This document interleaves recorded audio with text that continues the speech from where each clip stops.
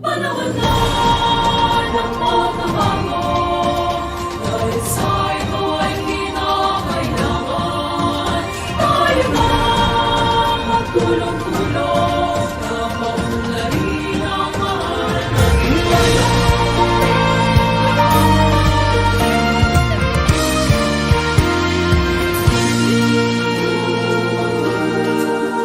Panahon na ng pagbabago, dahil sa ito ay kinakailangan tayo na magtulong-tulong na paunlarin ang mahal nating bayan.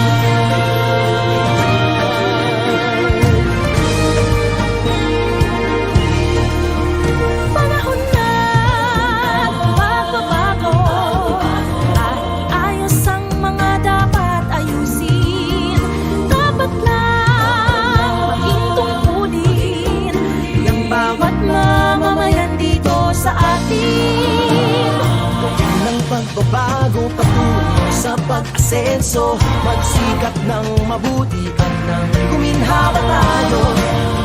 Malaki natin sa mundo at ipamalas ang bagong Pilipino at bagong